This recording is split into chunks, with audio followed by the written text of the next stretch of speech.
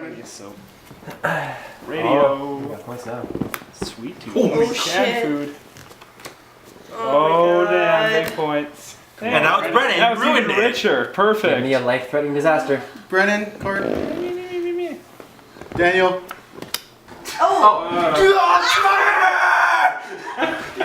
Like, why do we even try? No one even has.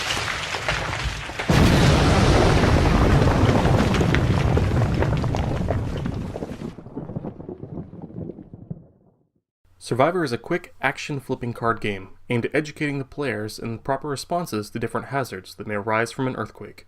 In rotation, players will quickly each flip over a card. Depending on the card, players may or may not have to do an action. There are 3 types of cards: survival items, folk cards, and hazard cards. Survival cards are used to count points and take no action when revealed. The folk cards used in the game will come personalized for each of the players playing, containing pictures of their friends, family, and loved ones, and hazard cards that have a safety action tied to the hazard that all players must complete.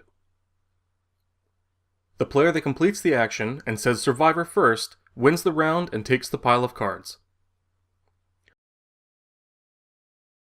The winner then keeps the points, discards the hazard, and deals out the folk cards that were in the pile they collected to the other players.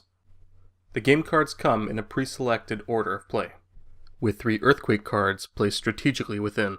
When one of the 3 earthquake cards are drawn, this signifies the end of the day of play. The game is over, and the secret function of the folk cards is now revealed. Each player takes their folk cards, and one by one has to rip them up and place them into the casualty pile. The game can now no longer be played for the next 24 hours, allowing users to reflect on their growing graveyard of friends and experiences thus far with the game.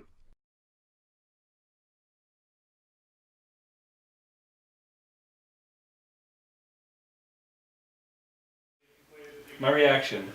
It was a combination of, it was extremely dark and it was jarring, and because up until that point, it was pretty whimsical. The game was extremely whimsical, right? Because you're doing all these actions, and I wrote down under my day one description here, about that experience. It was like, it's like I just wanted to roll around and say Survivor like an 8-year-old, and now I have to deal with real questions about mortality. You know, this is bullshit. But that's fine. Like it was really dark for the first round. In any case, to have to turn up the cards one by one, I'm like, oh, that's what Casualties does. That's not good. First got the chance, I was surprised we were ripping up game cards. That was kind of cool.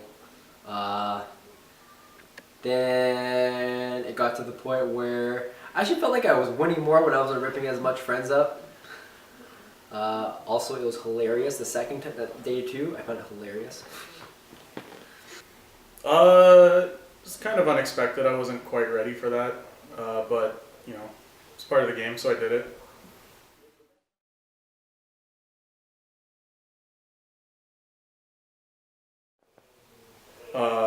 Life and death. It's kind of like Ring Around the Rosie, because it's for children, but it's about death. How did you feel while doing the actions? Since it was for children, I feel like it was appropriate. Like, if we were doing something appropriate for adults, action-wise, it would be different because we're adults. So I feel like it was appropriate, like something you would actually do in that situation.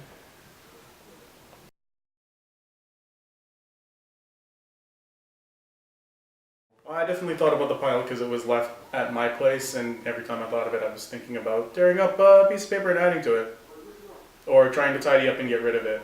But I guess that was part of the imagery, a mess that doesn't go away instantly.